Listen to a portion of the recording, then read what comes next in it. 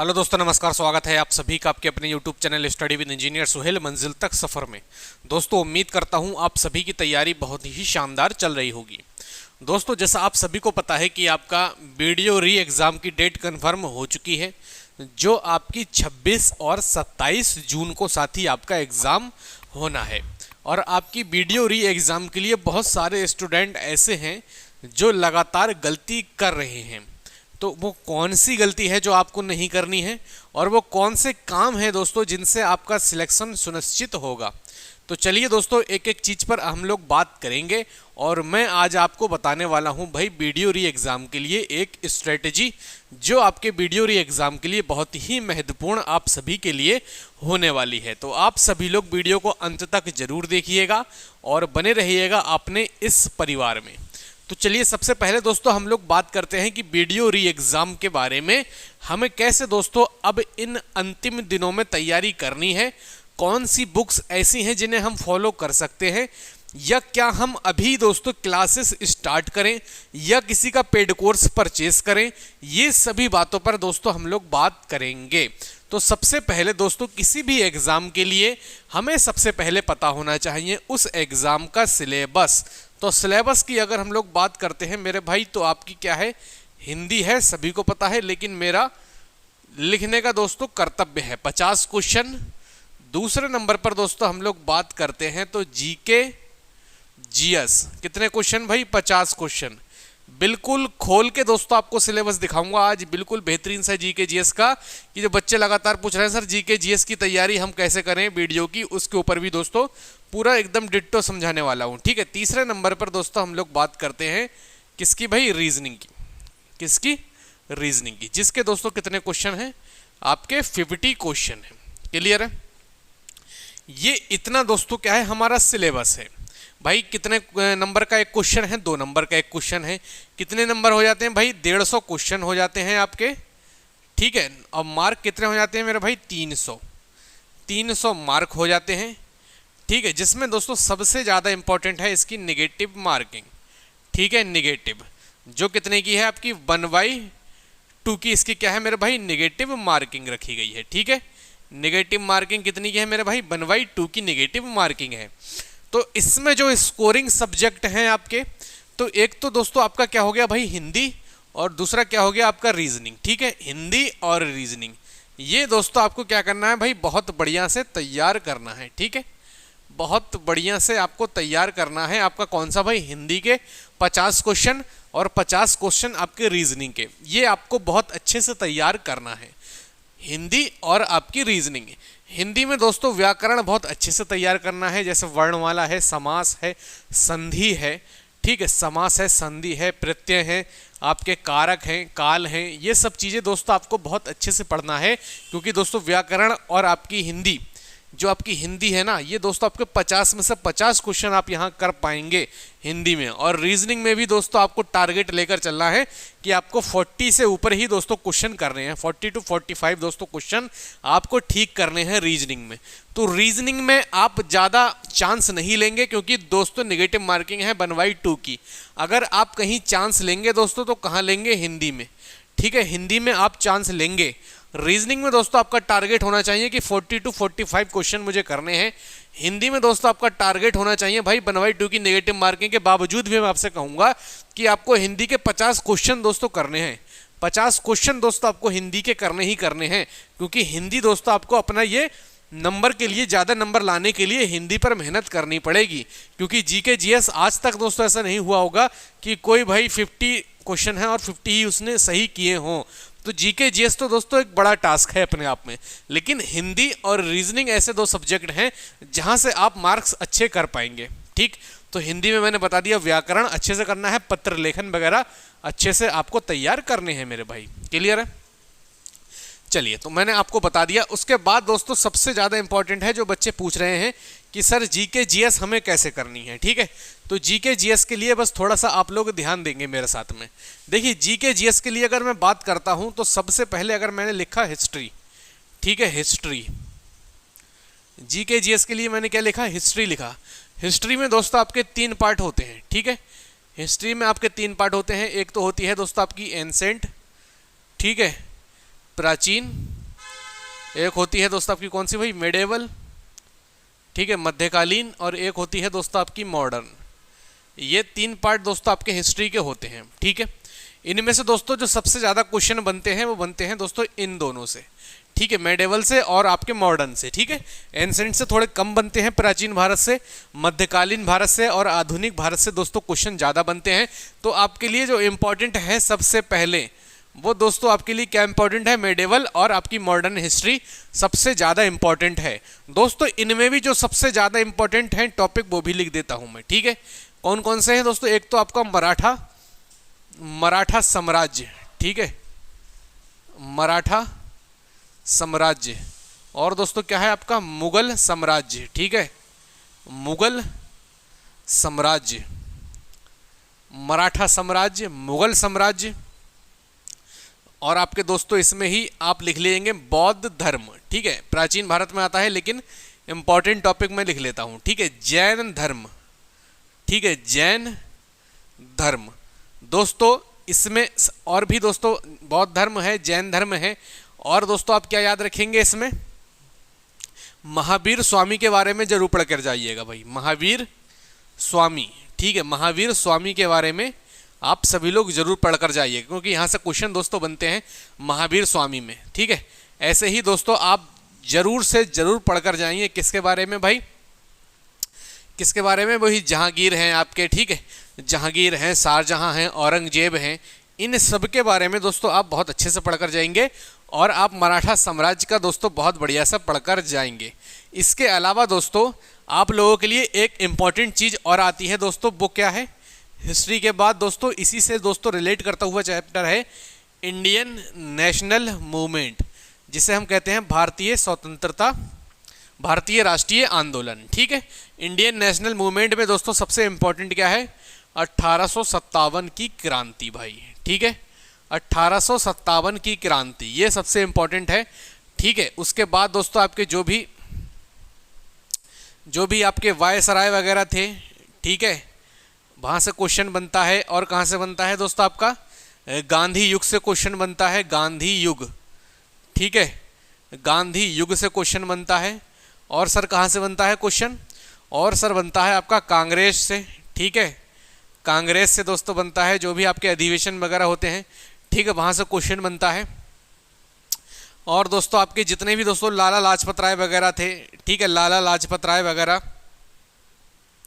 वहाँ से दोस्तों आपके क्वेश्चन बनते हैं, ठीक है, जो भी आपके स्वतंत्रता सेनानी थे, कहने का मतलब है जो भी आपके स्वतंत्रता सेनानी थे वहाँ से आपका क्वेश्चन बनता है मेरे भाई। तो ये इंपॉर्टेंट चीज़ें हैं आपकी जो आपके एग्जाम के लिए याद रखना है दोस्तों। यहीं पर इंपॉर्टेंट आप लिख लेंगे क्या चीज़ भाई, सिंधु घाटी सभ्यता, ठीक है, सिंधु घाटी सभ्यता, जिसे हम क्या बोलते हैं, इंडस वैली सिविलाइजेशन, सिंधु घाटी सभ्यता।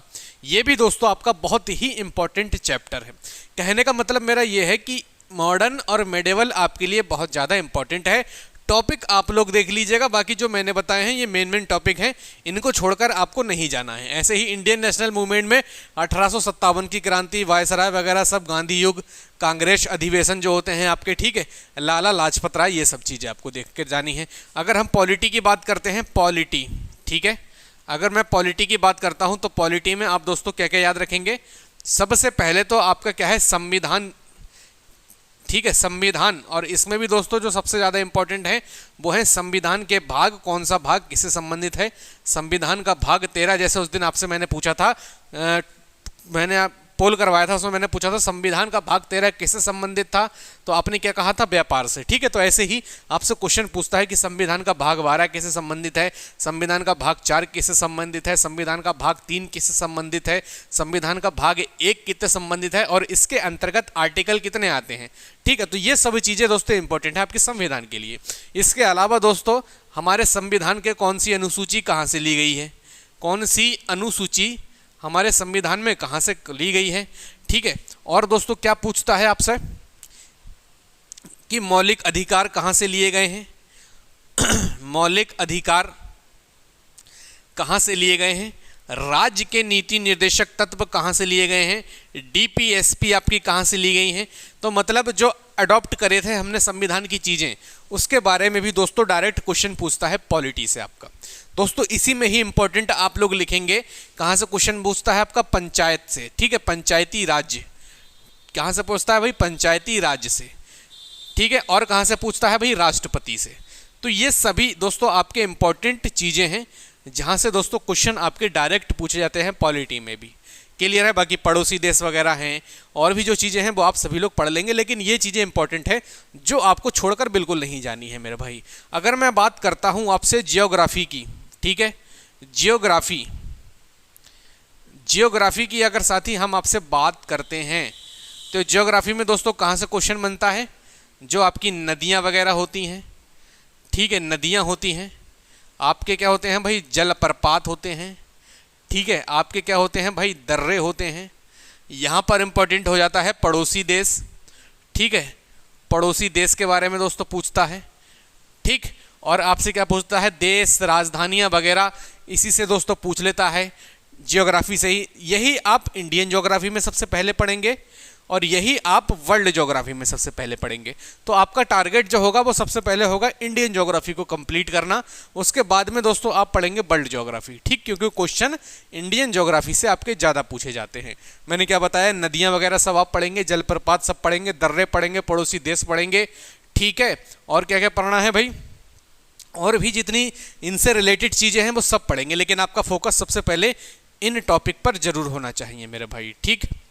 बाकी खारे पानी की सागर कौन सा है, मीठे पानी का सागर, सबसे गहरी झील, सबसे ऊंची झील, मतलब ऊंचे नीचे वाले क्वेश्चन जितने आते हैं वो इससे दोस्तों इंपॉर्टेंट हो जाते हैं। और वही क्वेश्चन दोस्तों आपके स्टैटिक जीके में भी पूछे जाते हैं।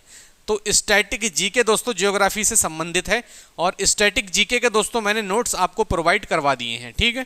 मैंने हिस्ट्री के नोट्स दिए हैं, इंडियन नेशनल मूवमेंट के नोट्स भी दे चुका हूँ, पॉलिटी के नोट्स भी दे चुका, साथ ही स्टैटिक जीके के नोट्स भी मैं दे चुका। अब जो बारी है वो है आपकी ज्योग्राफी की, और इसके बाद जो बारी आएगी आपकी किसकी आएगी, वो आएगी आपकी इकोनॉमिक्स की, ठीक है।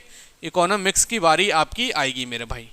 तो ये चीज़ें हैं दोस्तों जो आपको याद रखनी है मेरे भाई, ठीक है। तो इस प्रकार से चीज़ें तोड़ते हुए चलेंगे। इसमें दोस्तों जो इंपॉर्टेंट है वो आपका दोस्तों यूपी जीके भी इंपॉर्टेंट है काफ़ी, ठीक है। यूपी जीके दोस्तों 8 से 10 क्वेश्चन दोस्तों देखने को मिल सकते हैं आपको, किसके भाई, यूपी जीके के। और करंट अफेयर की अगर मैं बात करता हूं दोस्तों, तो इसके भी दोस्तों 8 क्वेश्चन आपको देखने को मिल सकते हैं करंट अफेयर के। तो यूपी जीके और करंट अफेयर आप लोगों के लिए बहुत ज़्यादा इंपॉर्टेंट है। तो करंट अफेयर के लिए दोस्तों आप एक बुक आती है स्पीडी, उसको परचेस कर लीजिएगा, उसके अलावा कुछ लेने की जरूरत नहीं है। यूपी जीके के लिए दोस्तों एक परीक्षा वाणी की पुस्तक आती है, परीक्षा वाणी की, ठीक है। आप इस पुस्तक को लेकर यूपी जीके पूरा पढ़ जाइए, कोई भी दोस्तों टेंशन वाली बात नहीं होगी। क्लियर है। अब मैं बात करता हूं अगर रीजनिंग की मेरे भाई, ठीक है, रीजनिंग में। तो रीजनिंग में दोस्तों कुछ आपके टॉपिक ऐसे हैं जो बहुत इंपॉर्टेंट हैं, जैसे क्या है दोस्तों आपका कोडिंग, डिकोडिंग, ठीक है, कोडिंग और आपका डिकोडिंग, इसको दोस्तों जरूर पढ़िएगा, ठीक। उसके बाद में दोस्तों क्या होता है आपका सिलोजिज्म, ठीक है, सिलोजिज्म, ये दोस्तों बहुत इंपॉर्टेंट है आपके लिए। उसके बाद में दोस्तों आपका आता है काउंटिंग ऑफ फिगर, ठीक है, काउंटिंग ऑफ फिगर, ये साथी बहुत इंपॉर्टेंट चैप्टर हैं जो मैं लिख रहा हूँ, ठीक है। उसके बाद दोस्तों क्या आता है आपका ब्लड रिलेशन, ब्लड रिलेशन, ठीक है, जिसे दोस्तों हम क्या कहते हैं, रक्त संबंध, या इसको हम दूसरे स्थिति में कह देते हैं वही रिश्ते, ठीक है। तो ये चैप्टर आपके लिए बहुत इंपॉर्टेंट है। और क्या है भाई आपका कथन एवं निष्कर्ष, कथन एवं निष्कर्ष, ये रीजनिंग में बहुत पूछे जाने की संभावना है, कथन एवं निष्कर्ष। उसके बाद दोस्तों कौन सी आ जाती है भाई आपकी, वेन डायग्राम, ठीक है, वेन डायग्राम, वेन डायग्राम दोस्तों आपके लिए बहुत ज़्यादा इंपॉर्टेंट है। और क्या है भाई, ग्राफ एंड टेबल, ठीक है, ग्राफ एंड टेबल, ये भी दोस्तों आपके लिए इंपॉर्टेंट है। और भी दोस्तों अगर मैं लिखता हूँ इंपॉर्टेंट चैप्टर, तो आपका क्या है भाई, आपका एक तो आता है सिटिंग अरेंजमेंट, ठीक है, सिटिंग अरेंजमेंट, ये भी दोस्तों आपके लिए सभी इंपॉर्टेंट चैप्टर हैं, सिटिंग अरेंजमेंट। और क्या आता है साथ ही आपका, एक तो नंबर सीरीज से दोस्तों क्वेश्चन आ जाते हैं, नंबर सीरीज से। और दोस्तों आती है आपकी चित्र कटिंग या फोल्डिंग वाले क्वेश्चन, चित्र कटिंग या फोल्डिंग, ठीक है, चित्र कटिंग या फोल्डिंग वाले दोस्तों जो क्वेश्चन होते हैं वो आ जाते हैं। और दोस्तों स्टार बना के लिख लीजिएगा यहीं पर आप डाइस, जिसे दोस्तों हम लोग क्या बोल देते हैं, पासा, ठीक है। बाकी कैलेंडर है, क्लॉक है, सभी चैप्टर है, लेकिन ये चैप्टर आपके बहुत ज़्यादा इंपॉर्टेंट है आपके रीजनिंग के लिए दोस्तों। ये आप चीज़ याद रखेंगे, ये चैप्टर आपके लिए ज़्यादा इंपॉर्टेंट है। वैसे तो पूरी रीजनिंग आपको पढ़नी है, लेकिन सबसे पहले आप टारगेट करिएगा कि इन टॉपिक को आपको पढ़ना है बढ़िया तरीके से। अब सबसे इंपॉर्टेंट चीज़ आ जाती है मेरे भाई कि आप जो गलती कर रहे हैं वो गलती कर रहे हैं प्रैक्टिस करने में, ठीक है। प्रैक्टिस करने में आप गलती कर रहे हैं। तो जैसे बच्चों से मैं आपसे कहूँगा कि आप किसी का भी दोस्तों प्रैक्टिस सेट ले लें, ठीक है। मुझे नहीं पता किसका लेना है आपको, किसी का भी आप प्रैक्टिस सेट ले लें और per day 3-3 practice set, 4-4 practice set नहीं करने हैं। पर डे एक प्रैक्टिस सेट आपको लगाना है। एक प्रैक्टिस सेट लगाने के बाद अगर आपको लगा कि मेरा रीजनिंग में कोडिंग एंड डिकोडिंग से सवाल गलत हुआ है रीजनिंग में, ठीक है, और मुझे लगा कि मेरा दूसरा जो सवाल गलत हुआ है वो कहाँ से गलत हुआ है, वो मेरा गलत हुआ है इंडियन नेशनल मूवमेंट से, 1857 की क्रांति से, ठीक है, ये आपको लगा। फिर आपको लगा कि हिंदी में मेरा क्वेश्चन गलत हुआ है, कहाँ से, संधि से, ठीक है। हिंदी में कहाँ से गलत हुआ आपका, संधि से गलत हुआ। ऐसा नहीं कि प्रैक्टिस करी आपने, उसके बाद नंबर कम आए आपने छोड़ दिया, ज़्यादा आए आपने छोड़ दिया। जहाँ पर आप दिक्कत कर रहे हैं, जहाँ पर आपके क्वेश्चंस गलत हो रहे हैं, चाहे वो आपका कोडिंग डिकोडिंग हो, चाहे वो आपका 1857 का रिवोल्ट हो, चाहे आपकी वो क्या हो भाई, संधि हो, तो आपको ऐसी केस में क्या करना है, क्वेश्चन तो जो गलत हुआ है वो तो आपको पढ़ना ही पढ़ना है, ठीक है, उसका तो सॉल्यूशन आपको देखना ही है। उसके साथ साथ इस पूरे चैप्टर का साथ ही आपको रिवीजन करना है। जहाँ से भी आपकी गलती हो रही है उस चीज़ को तो आपको पढ़ना ही है, उस क्वेश्चन को कि इसका सही में सॉल्यूशन क्या था आखिर। उसके साथ साथ उस पूरे चैप्टर को दोस्तों आपको कंप्लीट करना है मेरे भाई। ऐसे ही क्या करेंगे, इंडियन नेशनल मूवमेंट 1857 की जो रिवोल्ट थी उसमें जो क्वेश्चन गलत हुआ वो देखा, उसको देखने के बाद उस पूरे चैप्टर का साथ ही बेहतरीन तरीके से रिवीजन किया। ऐसे ही संधि में, हिंदी में संधि गलत हुई है तो संधि गलत हुई है, क्वेश्चन देखा, उसके बाद पूरी संधि का हमने क्या करा, रिवीजन करा। उसके बाद दोस्तों अगर आप नेक्स्ट जब भी मॉक टेस्ट लगाएंगे तब दोस्तों एक बात की गारंटी मेरी है कि यहाँ से आपका क्वेश्चन गलत नहीं होगा इन तीनों चैप्टर से, ठीक है। ना आपका CND से गलत होगा, ना 1857 से गलत होगा, ना आपका संधि से गलत होगा, ये बात की गारंटी है। और यही दोस्तों आपको करना है कि प्रैक्टिस इज मैन परफेक्ट। लेकिन प्रैक्टिस करनी कैसे है वो आपको ऐसे पता लगेगा मेरे भाई। अगर मैं इसमें साइंस की बात करता हूँ, हिस्ट्री में बहुत से बच्चे सोच रहे होंगे सर साइंस के बारे में आपने नहीं बताया, तो साइंस इजी आती है मेरे भाई, और साइंस हर एक एग्जाम के लिए आप पढ़ते हैं, फिजिक्स, केमिस्ट्री, बायो, तो इसमें ऐसी कोई एक्स्ट्रा ऐसा एफर्ट नहीं है कि साइंस बहुत कठिन आएगी, साइंस इजी आएगी आपकी। इसलिए दोस्तों साइंस पर इतना ज़्यादा फोकस आपको नहीं करना है। आपको साइंस में अगर कुछ पढ़ना है तो बायोलॉजी पढ़िएगा, बायोलॉजी से ही ज़्यादा क्वेश्चन आपको मिलेंगे। जो आपको मिलेंगे भाई किनसे, डिसीज़ वगैरह जो होती हैं, ठीक है, रोगों के बारे में, और कौन से विटामिन की कमी से कौन सा रोग होता है, या फिर एपीकल्चर से क्या संबंधित है, पिसिकल्चर किससे संबंधित है, ठीक है। इन सब चीज़ों से दोस्तों क्वेश्चन बायो में बनता है जो इजीली हर बच्चा कर लेता है मेरे भाई, ठीक है। तो यहाँ पर ज़्यादा दिमाग दौड़ाने की ज़रूरत नहीं है आपको। तो उम्मीद करता हूँ दोस्तों हर एक चीज़ आप समझ गए होंगे। अगर चीज़ें समझ में आई हैं, मेरी बात समझ में आई है, हमारे द्वारा की गई मेहनत अगर आपके समझ में आती है तो दोस्तों आप वीडियो को ज़्यादा से ज़्यादा शेयर कर दिया करो, लाइक भी कर दिया करो, और चैनल को सब्सक्राइब भी कर दिया करो, और अपने इस परिवार का हिस्सा भी बन जाया करो मेरे भाई। क्योंकि हम आपके लिए बहुत ज़्यादा मेहनत कर रहे हैं और बेहतरीन सा कंटेंट आपको डिलीवर करने की पूरी कोशिश हमारी रहती है कि हम बढ़िया से बढ़िया कंटेंट आपको डिलीवर कर सकें, जिससे दोस्तों आपका काम हो सके, बढ़िया से आपका सिलेक्शन हो सके। तो बस कुछ ही दिन की बात है, उसके बाद दोस्तों पूरी ज़िंदगी पड़ी है जीने के लिए। इन 45 से 50 दिनों में मेहनत कर लीजिए। ये 45 से 50 दिन ही दोस्तों आपका आगे वाला भविष्य तय करेंगे। अगर इन 50 से 45 दिन में अगर आपने हंसी मजाक कर ली तो बहुत दोस्तों दिक्कत आपको होने वाली है आने वाले सालों में भी, ठीक है। चलिए दोस्तों, उम्मीद करता हूँ चीज़ें समझ में आई होंगी। तो मिलते हैं नेक्स्ट वीडियो में, तब तक के लिए जय हिंद, जय भारत।